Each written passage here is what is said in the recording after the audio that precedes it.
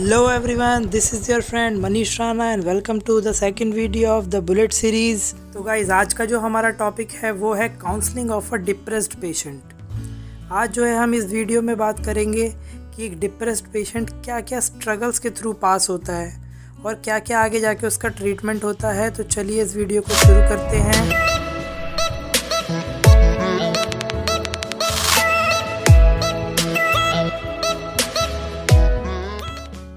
The three struggles that a depressed patient have are number 1 is the struggle with his or her own self। मतलब जो patient की खुद से लड़ाई होती है। मान लीजिए यार कोई भी एक यंग मेल या फीमेल है जो कि सिम्टम्स फील कर रहा है या आप उसमें सिम्टम्स देख रहे हैं डिप्रेशन के, जैसे कि उसका मन उदास रहता है, उसे कुछ भी अच्छा नहीं लगता या बहुत ईजीली इरिटेट हो जाता है वो इन सब चीज़ों को लेके। हो सकता है इन सब चीज़ों के लिए कोई मिस हैपनिंग हुई हो या ना भी हुई हो, उससे कोई फ़र्क नहीं पड़ता, लेकिन पेशेंट के लिए ये आप बात जान लीजिए कि उस चीज़ को एक्सेप्ट करना बहुत मुश्किल होता है। पेशेंट किसी शारीरिक बीमारी को एक्सेप्ट करना बहुत मुश्किल समझता है और ये तो एक मानसिक बीमारी है जो कि वो एक्सेप्ट करना उसके लिए एक बहुत ही बड़ी बात हो जाती है, एक सोशल स्टिग्मा वाली बात हो जाती है और इस चक्कर में जो है बहुत ही लंबे समय तक जो डायग्नोसिस है वो डिले हो जाती है।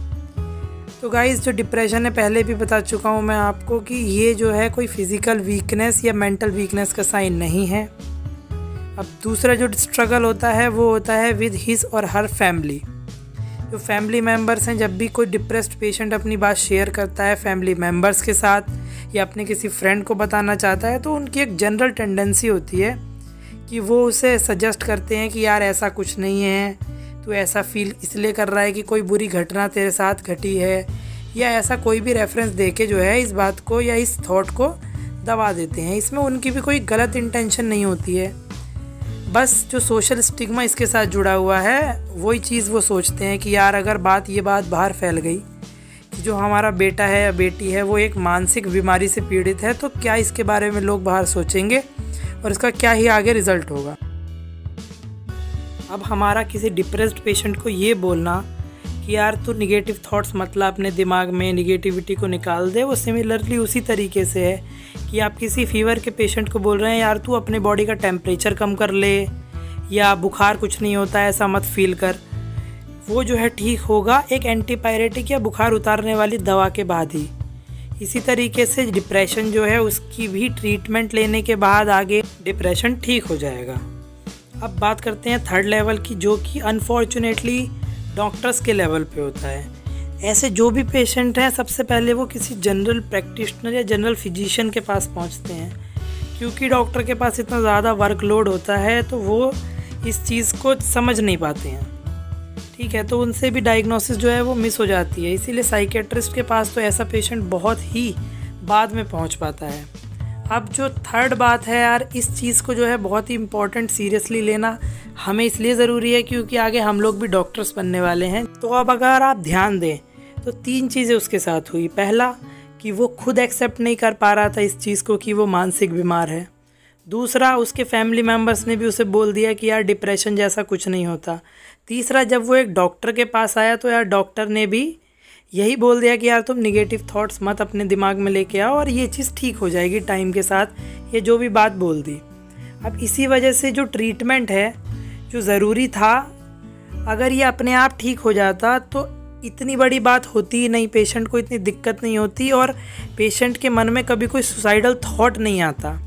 तो ये छोटी बात नहीं है, इसीलिए जो है डायग्नोसिस डिले ना हो और प्रॉपर ट्रीटमेंट हो पाए। अब ट्रीटमेंट में जो साइकोथेरेपी होती है उसी की अब हम इस वीडियो में आगे बात करेंगे। इसमें होती है हमारी सबसे पहले कॉग्निटिव बिहेवियरल थेरेपी। कॉग्निटिव का मतलब है कोई विचार या सोच जो कि पेशेंट की निगेटिव हो जाती है, व्यवहार उसका बिहेवियर जो है वो चेंज हो जाता है। एग्जाम्पल के तौर पर अब बात करें तो जो पेशेंट है, मान लीजिए वो सुबह सुबह वॉक पे जा रहा है और किसी जानने वाले को सामने से आता हुआ देखता है और हैंड वेव करता है और बाय चांस सामने वाले इंसान ने उसे नहीं देखा होता, तो हमारा जो डिप्रेस्ड पेशेंट है उसके मन में सबसे पहला थॉट क्या आता है कि यार इस बंदे ने मुझे इग्नोर कर दिया। दूसरा थॉट आता है कि मुझे सब इग्नोर करते हैं। तीसरा थॉट आता है कि मुझे कोई पसंद नहीं करता। चौथा थॉट आता है कि यार फिर मेरा इस ज़िंदगी को जीने का क्या फ़ायदा है जब लोग मुझे पसंद ही नहीं करते। तो पेशेंट इस एक विशियस साइकिल में चलता रहता है या फंस जाता है, या मान लीजिए एक चक्रव्यूह में फंस जाता है। तो अब हम जो कॉग्निटिव बिहेवियरल थेरेपी है, इसके थ्रू जो साइकेट्रिस्ट होता है वो इस चक्रव्यूह को तोड़ने की कोशिश करता है। जो साइकेट्रिस्ट हैं वो इस चीज़ को बहुत ही ब्रॉडली और बड़े लेवल पे करते हैं, क्योंकि एक बीमारी है जिसने कई साल लिए हैं डेवलप होने में, तो इसे ठीक होने में भी उतना ही ज़्यादा समय लगता है। एक छोटा सा ग्लिम्स बता देता हूँ कैसे वो इसे परफॉर्म करते हैं।